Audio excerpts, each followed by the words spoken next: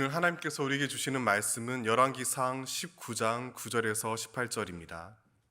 구약성경 550쪽입니다. 열왕기상 19장 9절에서 18절 말씀을 저와 교독하겠습니다. 제가 먼저 9절 읽겠습니다.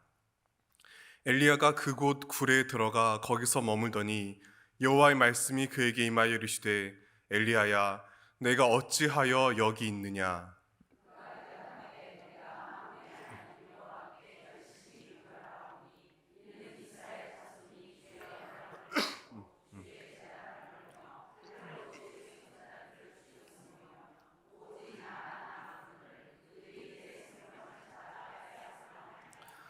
여호와께서 이르시되 너는 나가서 여호와 앞에서 산에 서라 하시더니 여호와께서 지나가시는데 여호와 앞에 크고 강한 바람이 산을 가르고 바위를 부수나 바람 가운데 여호와께서 계시지 아니하며 바람 후에 지진이 있으나 지진 가운데에도 여호와께서 계시지 아니하며.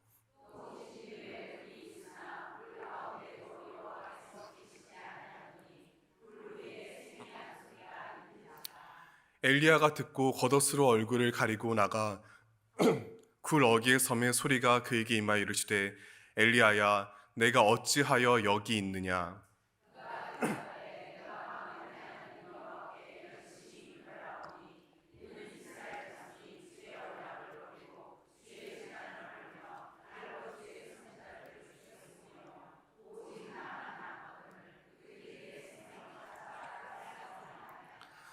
여호와께서 그에게 이르시되 너는 내 길을 돌이켜 광야를 통하여 다메섹에 가서 이르거든 하사엘에게 기름을 부어 아람의 왕이 되게 하고.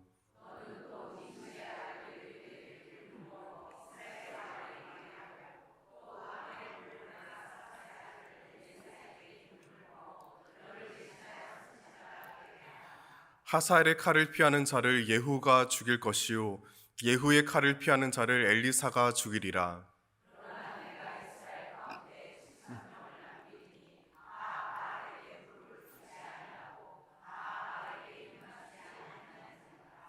아멘. Doing nothing, being useless. 아무것도 하지 않고 쓸모없이 존재하기. 헨리 나우에는 내면 성숙을 위한 고독의 길을 이렇게 간단 명료하게 정리했습니다. 누구나 때때로 인생을 뒤흔드는 문구를 만나곤 합니다. 저에게는 이 영어 단어 4개가 그러했습니다. 20대 중반 이 문장을 읽고 너무나 깊은 감명을 받았습니다. 해당 단락을 읽어드리겠습니다. 우리는 항상 더 긴급한 일을 하는 것처럼 보입니다. 가만히 앉아 있다라거나 아무것도 하지 않는 것은 그 일들에 도움이 되기보다 종종 방해되곤 합니다. 하지만 이 외에 다른 길은 없습니다.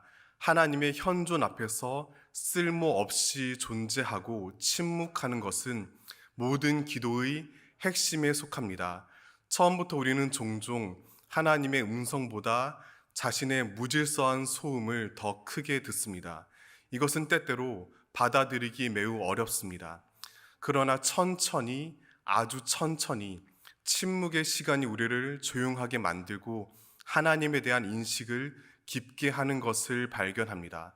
그러고 나서 곧 우리는 분주함으로 빼앗긴 순간들을 그리워하기 시작합니다.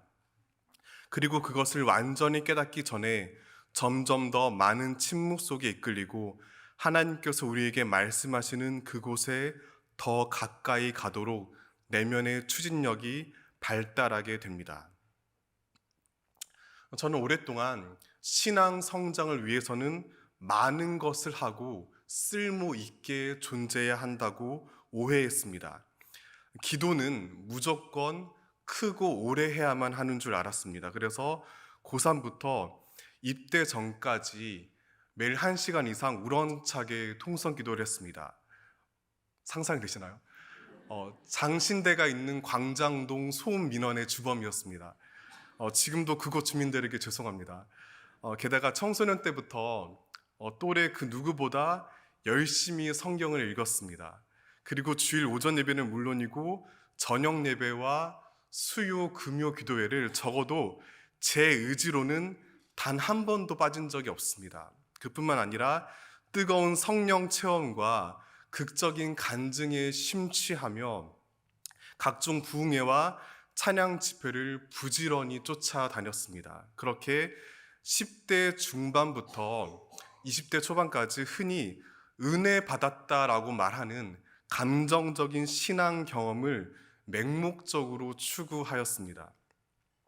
제가 이런 과거를 이야기하면 어릴 때부터 신앙생활을 참 열심히 잘했다고 칭찬하시는 분들이 간혹 계십니다. 하지만 저는 지난 시절을 떠올릴 때마다 눈물겨운 아픔을 느낍니다.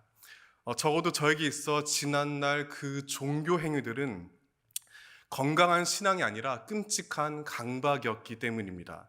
그때 저는 하나님의 깊고 풍성한 사랑을 온전히 올바로 깨닫지 못했습니다. 대신 주님은 저를 다그치는 분이라고 생각했습니다. 하나님이 계셔야 할 자리에 저의 연약한 자아가 존재했습니다. 주님의 무한한 은혜보다는 나의 열정과 헌신이 신앙 승패를 좌우하는 중요한 조건이라고 착각했습니다. 하지만 그것은 불가능하고 무모한 도전이었습니다. 그 결과 교회를 열심히 다니면 다닐수록 복음을 통해 해방과 평화를 누리기보다는 오히려 자신을 올가매는 고통에 시달렸습니다. 기대했던 화려한 성공과 성취보다는 심각한 고통과 좌절에 빠졌습니다. 하지만 감사하게도 주님은 저를 신학교로 이끄시어 진리의 바다가 얼마나 넓은지를 깨닫게 해 주셨습니다.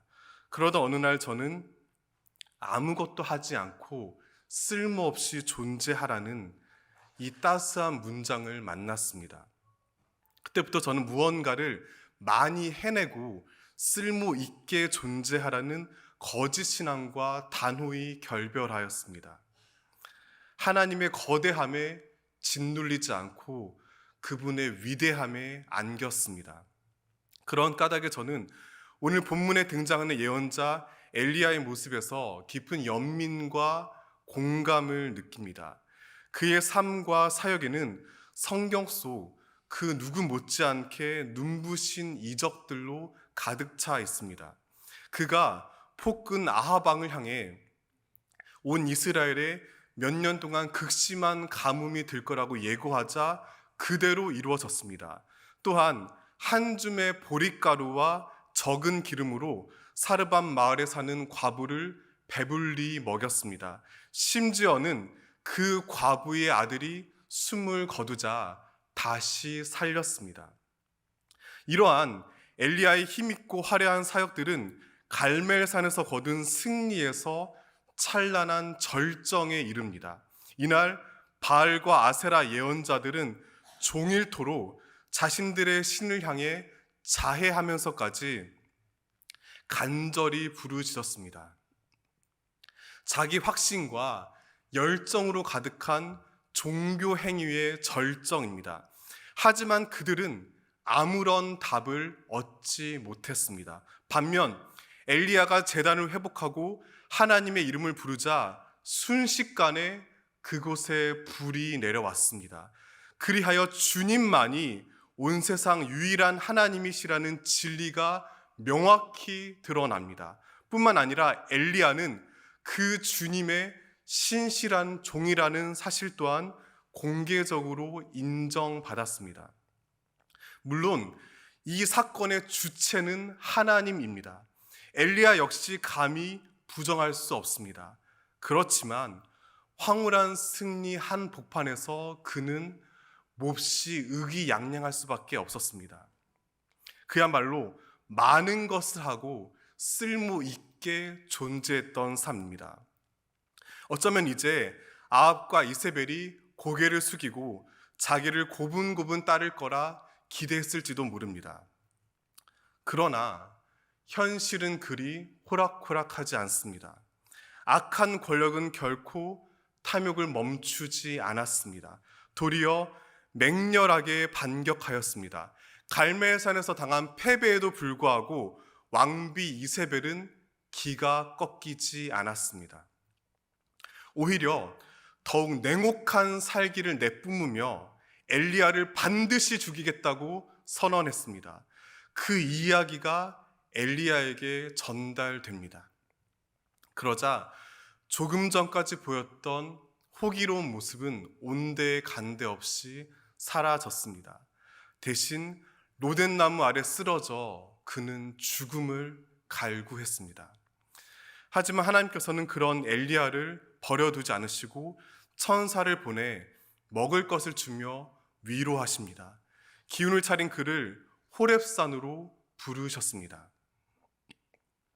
오늘 함께 읽은 본문 말씀은 바로 그곳에서 주님과 엘리야가 나눈 대화를 담고 있습니다. 9절과 13절에 하나님은 그에게 두 번이나 똑같은 질문을 하십니다. 내가 어찌하여 여기 있느냐? 이 구절을 원문과 좀 더 가깝게 세번역 성경은 이렇게 옮깁니다. 너는 여기에서 무엇을 하고 있느냐? 너는 여기에서 무엇을 하고 있느냐? 그러자 엘리야는 하나님의 반복하는 질문에 역시 동일한 답을 10절과 14절에서 역시 반복합니다. 그런데 주님의 간단 명료한 물음과는 달리 엘리야의 답은 무척 장황하였습니다. 이를 통해 그의 내면에 응어리진 본심을 발견할 수 있습니다. 화면 보시면서 10절 말씀을 세번역 성경으로 다 함께 읽겠습니다. 엘리야가 대답하였다.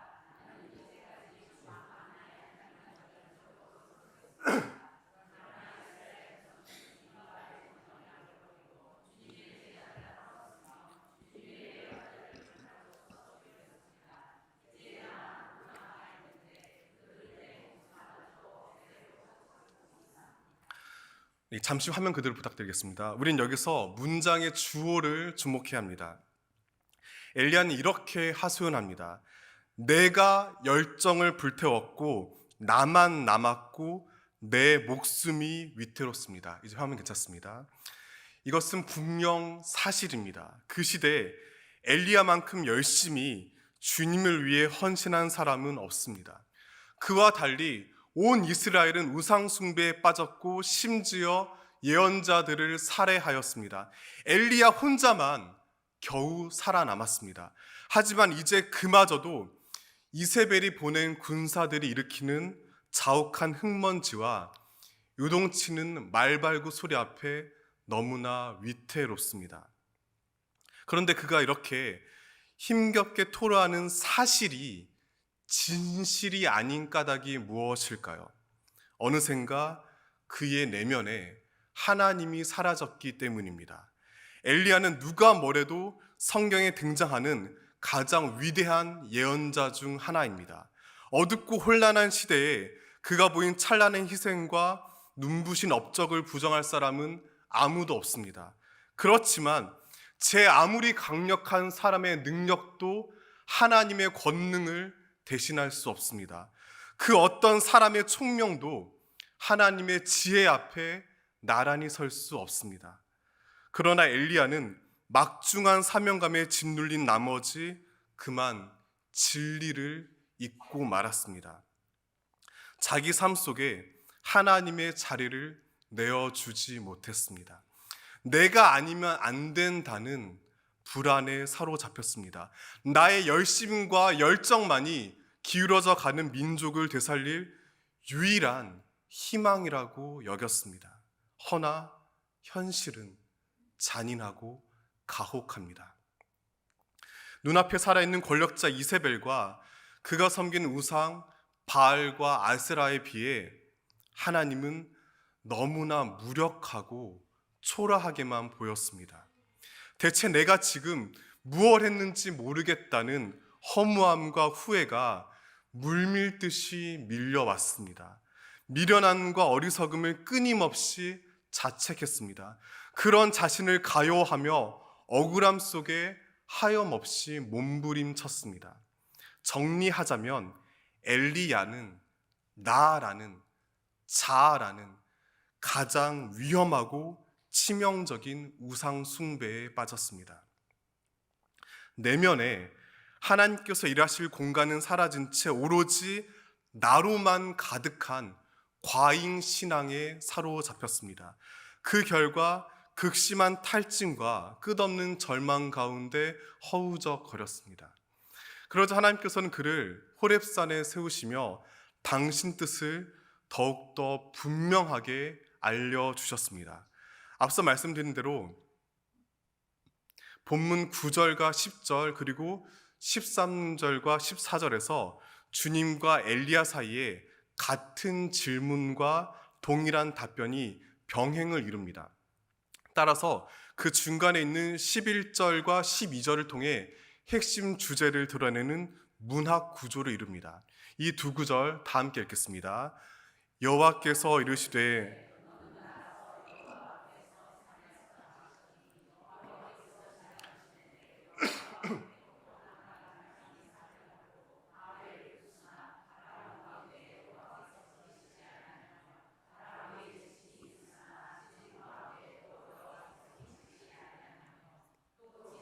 불이 있으나 불 가운데에도 여호와께서 계시지 아니하더니 세미한 소리가 있는지라.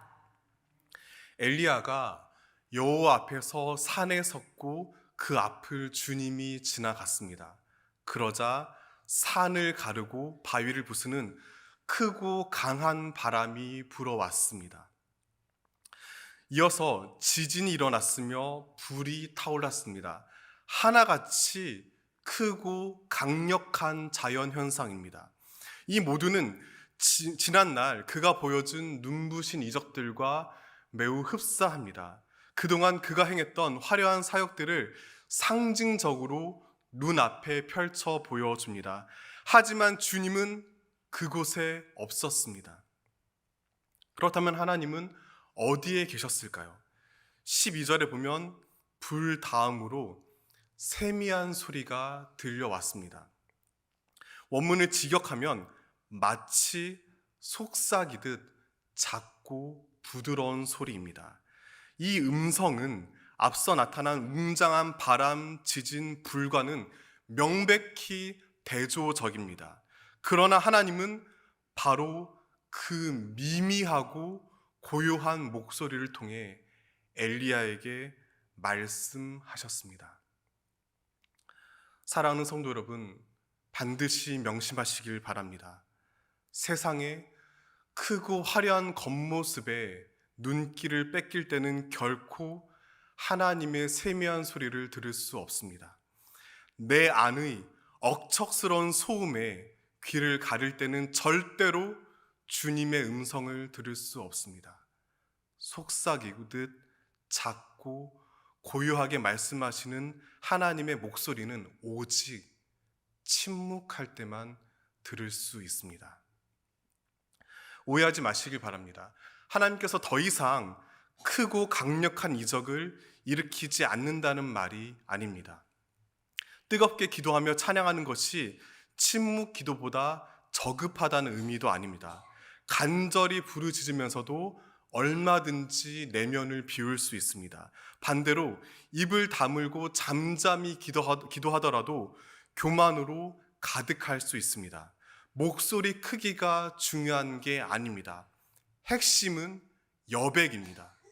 세미하게 들려오는 음성을 경청하는 영혼의 공간입니다. 엘리야는 눈부신 성공의 주인공으로 살아오며 어느샌가 하나님을 왜곡하였습니다. 열심히 많은 일을 쓸모 있게 하는 것에 자신의 존재 가치를 두었습니다. 그러느라 어느새 내면을 차분히 돌보지 못했습니다.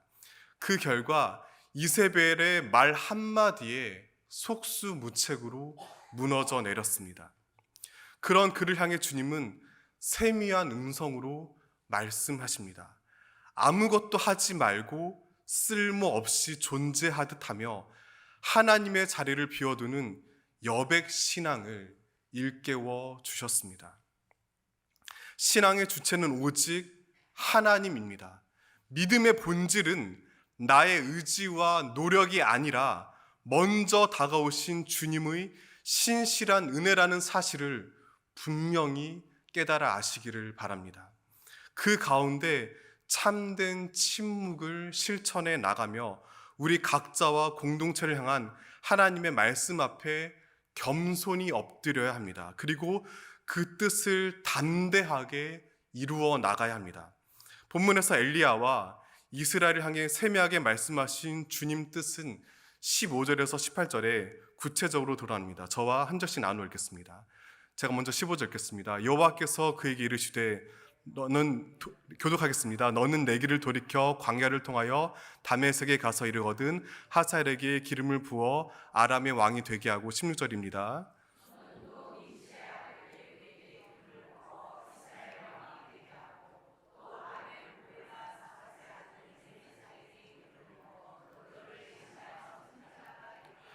하사엘의 칼을 피하는 자를 예후가 죽일 것이요 예후의 칼을 피하는 자를 엘리사가 죽이리라.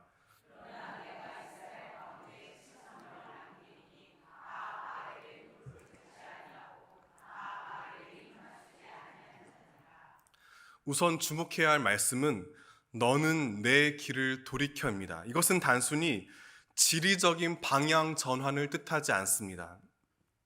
하나님은 엘리야가 이제껏 살아온 삶의 방식을 엄중하게 경고하셨습니다. 그 속에 감추어진 탐욕과 교만을 낱낱이 드러내셨습니다. 따라서 당신의 종으로서 지금까지와는 전혀 다른 길을 걸어가라고 부르셨습니다. 그 사명은 세 사람에게 기름 붓는 것으로 구체화됩니다. 바로 하사엘과 예후와 엘리사입니다. 하사엘은 가장 극심하게 대립했던 강적 아람의 새 왕으로서 이스라엘의 외교와 전쟁을 상징합니다. 예후는 폭군 아합을 끌어내리고 뒤를 이을 왕으로서 이스라엘의 정치를 대표합니다. 엘리사는 엘리야의 사역을 완성할 예언자로서 이스라엘의 신앙을 나타냅니다. 하나님께서는 먼저 하사엘을 사용하시고 후에는 예후를, 다음에는 엘리사를 통해 당신 뜻을 이루어 가십니다. 이 과정에서 엘리야는 어느샌가 잊어버렸던 소중한 진리를 온 몸과 마음으로 명확히 깨닫고 회복하였습니다. 바로 하나님께서 당신 백성의 모든 삶과 생명을 직접 주관하시고 다스린다는 진리입니다. 그뿐만이 아닙니다. 엘리야는 그동안 나 혼자 살아남았기 때문에 내가 모든 것을 책임지고 나 홀로 전부 해내야 한다는 강박에 빠졌습니다. 나마저 사라지면 당장 이스라엘이 몰락할 것 같습니다. 심지어 하나님도 위태로울지 모른다는 극심한 불안에 사로잡혔습니다. 조금의 여유조차 사치로 여겼습니다. 좀 더 빨리, 좀 더 멀리 내달려야 한다고 스스로 몰아붙였습니다. 하지만 주님은 그런 엘리야를 향해 바알을 섬기지 않은 7,000명을 이스라엘 가운데 남겨두었다고 말씀하십니다. 무슨 뜻이겠습니까? 엘리야는 결코 혼자가 아닙니다. 스스로 만든 틀에 갇히지 말고 좁은 생각과 경험에 얽매이지 말고 천천히 넓게 주위를 둘러보라고 주님은 말씀하십니다. 그가 앞서 로뎀나무 아래에서 경험하였듯이 가끔은 잠시 멈추어 쉬어가도 된다고 다독이십니다. 때로는 하나님이 멀리 떠난 것처럼 느껴지기도 합니다. 그럴지라도 분명히 살아계신 당신의 다스림을 믿고 의지하라고 당부하십니다. 그러므로 과잉 신앙에서 벗어나야 합니다. 주님을 온전히 신뢰하며 기꺼이 내려놓고 비워내는 여백 신앙으로 나아가야 합니다. 하나님을 믿고 따른 이들이 진정 노력해야 할 목표는 거창한 무언가를 채우고 드러내는 게 아닙니다. 대신 기꺼이 비우고 지워야 합니다. 하나님의 사랑과 은혜는 인간이 감히 덧칠할 수 없는 무한한 넓이와 깊이를 지니기 때문입니다. 본문을 묵상하며 자연스럽게 떠오른 논어 구절이 있었습니다. 저의 목회의 좌우명이기도 합니다. 논어 자한편 제4장 이런 말씀이 있습니다. 자절사러시니 무의, 무필, 무고, 무아러시다. 성균관대학교 이동 교수님이 이렇게 번역하셨습니다. 공자께서는 네 가지를 단절하셨다. 사사로운 의견이 없으셨으며 반드시 해야 된다는 것이 없으셨으며 고집함이 없으셨으며 내가 아니면 안 된다는 것이 없으셨다. 비록 유학의 가르침이지만 우리 역시 마음 깊이 간직해야 할 소중한 교훈입니다. 진리를 따라 살아가려면 이기적인 욕심과 오만과 아집을 단호히 끊어내야 합니다. 하나님께 나아가기 위해서는 먼저 나 자신을 비우고 내어놓아야 합니다. 그러지 않고서는 주님의 선하신 손길을 붙잡을 수 없습니다. 비우지 않고서는 절대로 채울 수 없습니다. 이러한 깨우침은 진리 그 자체이신 예수님을 떠오르게 합니다. 오직 예수 그리스도만이 온 세상의 유일한 구원이자 희망인 이유가 무엇일까요? 주님만이 모든 사람에게 마땅히 찬양과 영광 받으시기에 합당하신 까닭이 무엇일까요? 예수님의 삶과 복음을 통해 하나님의 위대한 여백을 발견하기 때문입니다. 사도 바울은 빌립보서 2장 5절에서 8절에 이렇게 아름다운 찬양을 남겼습니다. 너희 안에 이 마음을 품으라 곧 그리스도 예수의 마음이니 그는 근본 하나님의 본체시나 하나님과 동등됨을 취할 것으로 여기지 아니하시고 오히려 자기를 비워 종의 형체를 가지사 사람들과 같이 되셨고 사람의 모양으로 나타나사 자기를 낮추시고 죽기까지 복종하셨으니 곧 십자가에 죽으심이라. 전지전능하신 하나님의 아들이 자신을 비우시어 철저히 무력한 종의 모습으로 이 땅에 오셨습니다. 참 사람이 되시어 당신을 온전히 낮추시고 복종하셨습니다. 그 결과 십자가에서 죽임당하시고 부활하시어 하나님 나라를 완성하셨습니다. 따라서 십자가는 온 세상 가장 위대한 여백입니다. 부활은 바로 그 여백을 뚫고 솟아오른 찬란한 생명과 희망입니다. 이 위대한 복음을 반드시 명심하시기를 바랍니다. 그리고 동시에 날마다 분명히 돌이켜 봐야 합니다. 저를 포함한 모든 사람은 하나님을 믿고 따른다고 말은 하면서도 여전히 추악한 야망을 붙잡을 때가 많습니다. 심지어 그러한 탐욕을 그럴듯한 신앙 논리로 포장하며 자기를 속이기도 합니다. 이와 같은 교묘한 죄악을 단호히 분별하고 물리쳐야 합니다. 만약 그러지 않고 하나님이 아닌 욕망을 숭배한다면 열정을 향해 달려가면 갈수록 허무한 좌절에 이르기 때문입니다. 대신 저마다의 호렙산 위에 서 있는 우리를 향해 오늘도 말씀하시는 주님의 뜻에 가만히 귀 기울이시길 바랍니다.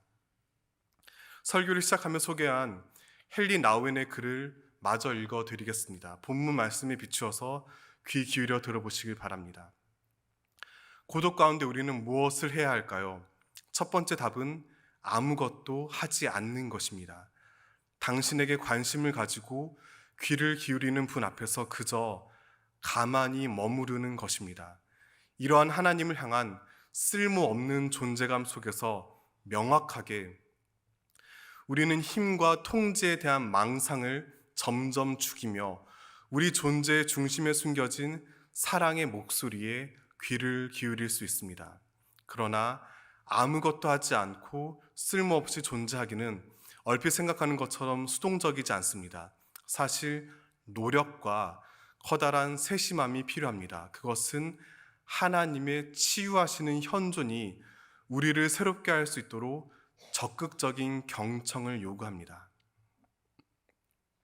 사랑하는 성도 여러분, 거듭 말씀드립니다. 화려한 무언가를 당장 이루어내려는 조바심을 물리쳐야 합니다. 그릇된 탐욕을 끊어내야 합니다. 뿌리 깊은 자기 연민에서 벗어나야 합니다. 그 대신 혼란스러운 우리 내면과 세상의 소음 사이를 헤치며 다가오시는 하나님의 세미한 음성에 온 몸과 마음을 여시기를 바랍니다. 이와 같은 진리를 가장 명료하게 정리한 문장을 다시 읽어드리겠습니다. 부디 저에게 그렇듯이 이 안에 담긴 복음이 성도님들 삶에 맑은 울림을 안겨주시기를 축원합니다. Doing nothing, being useless. 아무것도 하지 않고 쓸모없이 존재하기. 이제 다 함께 주신 말씀을 마음에 새기며 기도하겠습니다. 하나님 앞에 내 공로와 의를 자랑했던 어리석음을 회개합니다. 그 대신 주님께서 우리 삶에 당신 뜻을 충만히 이루시도록 자기를 낮추고 비우는 여백 신앙을 지켜가도록 이 시간 다 함께 한 목소리로 기도하겠습니다. 신실하신 주 하나님, 우리가 어느새부턴가 내 자신과 내 의와 내 공로를 자랑했던 과잉신앙에 사로잡혀 하였습니다. 하나님을 위해 무언가 그럴듯한 것들을 해내야 한다는 어리석은 욕심에 사로잡혔습니다. 하나님을 오해하였습니다. 복음을 곡해하였습니다. 하지만 그 대신 엘리야에게 그러하셨듯이 주님께서 말씀하시는 세미한 소리에 귀를 원합니다. 하나님, 엘리야와 같이 화려한 무언가를 성취하려던 욕심을 내려놓기 원합니다. 하나님께서 바람과 불과 지진이 아니라 세미하게 다가오신 그 만남과 사건을 기억합니다. 그 복음을, 그 진리를 마음 깊이 새기며 날마다 주님과 신실히 동행하게 하여 주시옵소서. 아버지 인도하시고 지금 사는 은혜로 부어주시옵소서. 세미한 음성으로 말씀하시는 하나님, 엘리야처럼 너무나 분주하고 치열하게 살아왔습니다. 무언가를 많이 이루어내고 쓸모 있는 사람이 되어야 한다는 강박에 눌려 몹시 지친 나라를 보냈습니다. 심지어 신앙조차 그 어리석은 기준으로 비교하고 판단하기도 했습니다. 하지만 하나님께서는 크고 강한 바람도 지진도 불도 아닌 세미한 음성으로 신 앞으로 나지막이 다가오심을 주신 말씀을 통해 깨닫습니다. 미처 알지 못했던 주님의 크고 위대한 계획을 믿고 의지합니다. 그 진리를 따라 나 자신을 우상화하는 과잉신앙에서 벗어나 하나님 앞에 어리석은 욕망과 자아를 비워내는 여백신앙을 지키며 살아가게 하여 주시옵소서. 가장 아름답고 놀라운 여백으로 이 땅에 오시고 그 여백을 살아내고 전하신 예수 그리스도 이름으로 기도합니다. 아멘.